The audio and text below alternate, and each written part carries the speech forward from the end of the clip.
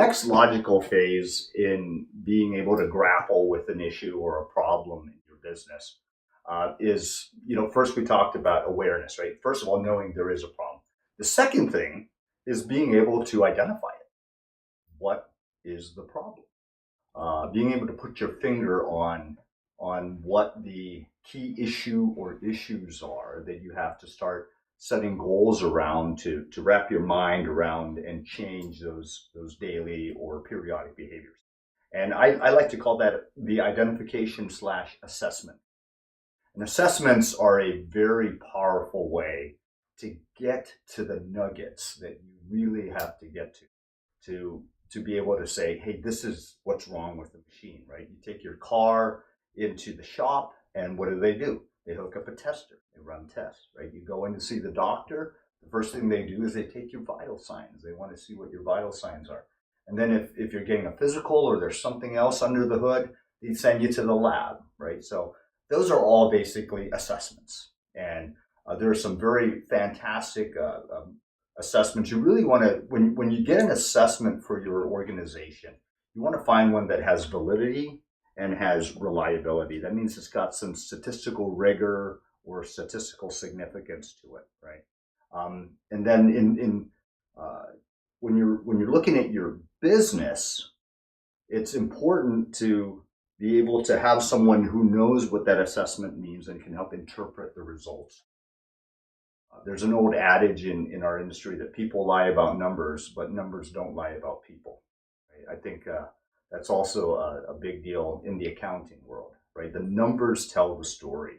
And so what we've been able to do as a certified value builder with regard to helping small businesses identify those key areas is we launch a free 13-minute assessment that basically asks a whole panoply of questions. And really, it takes about 13 minutes to do it.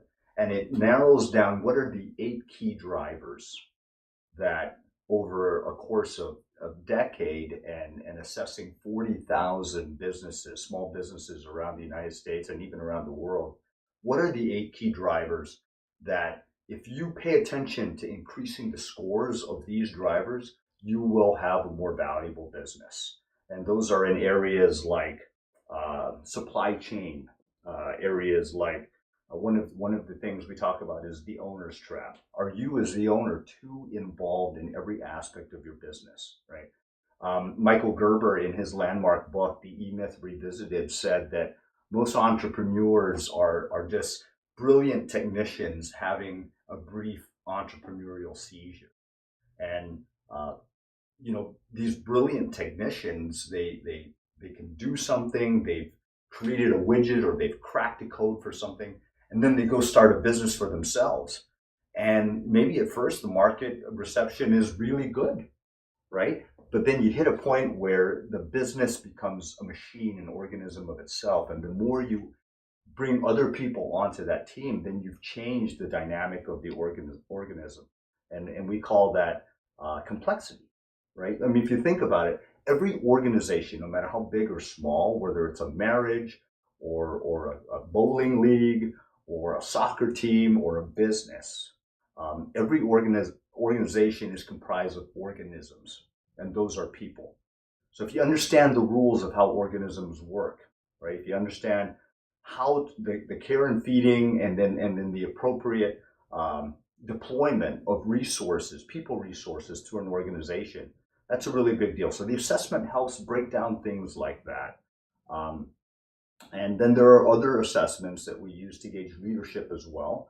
Leadership in the EQ space, leadership competencies or 360s that we use when we take a deeper dive.